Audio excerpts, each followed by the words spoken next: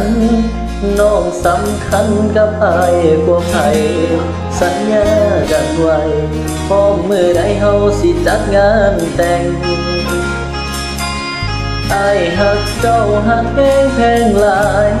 อ้ายยอมตายแทนได้เด้ล่ะบ่เชื่อเลยว่าเฮาสิมาห่างกันก่อนแต่งบอกได้บ่เหตุผลของเจ้าหักสองเฮามันยังขาดบ่ได้หลีอยู่กับอ้ายน้องนั้นอย่าได้พาไปกินเถื่ออยู่กันมาเกือบปีอ้ายบ่เคยเข้าใจเจ้าวันผิดวันเสาร์เจ้าอยากไปใส่อ้ายตามใจทุกเทื่ออ้ายบ่ดีบ่ใดคือจังทำให้กันขาดแค่น้องหรือเจ้าลิ้นบ่พอยังอยากเป็นโสดบ่มองมีคู่ตัวเจ้าดูไม่ไหวได้อยู่กับใครอ้ายยังบ่บอกมาเบิ่งดูอีสานต่อหรือว่าพอสำนี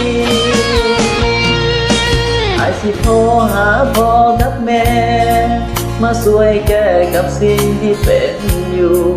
หากว่าเขาบ่แม่นเนื้อคู่อ้ายบ่ฝืนใจเจ้าต่อ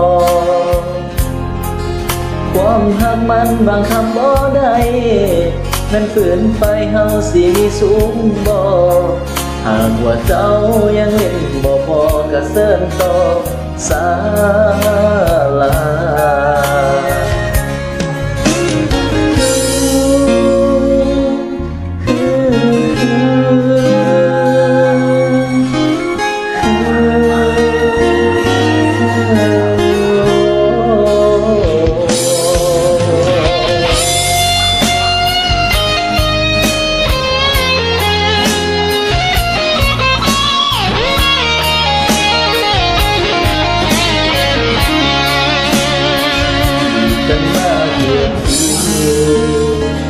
อ้ายบอกเค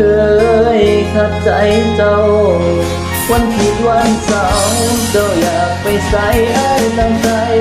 ทุกเทื่ออ้ายบ่ดีบ่ใดคือจังทำให้กันขาดแค่น้องหรือเจ้าลิ้นบ่พอยังอยากเป็นโสดบ่มองมีคู่ใจจะอยู่นั้นไปจะอยู่กับใครอ้ายยังบ่บอกมาเบิ่งดูอีสานต่อหรือว่าพอสำนีไอ้สิโทรหาพ่อกับแม่มาช่วยแก้กับสิ่งที่เป็นอยู่หากว่าเขาบ่แม่นเนื้อคู่อ้ายบ่ฝืนใจเจ้าต่อความหักมันบังคับบ่ได้แม่นฝืนไปเฮาสิมีสูงบ่หากว่าเจ้ายังเห็นบ่พอกะเซินต่อศาลาพร้อมยกเลิกสัญญา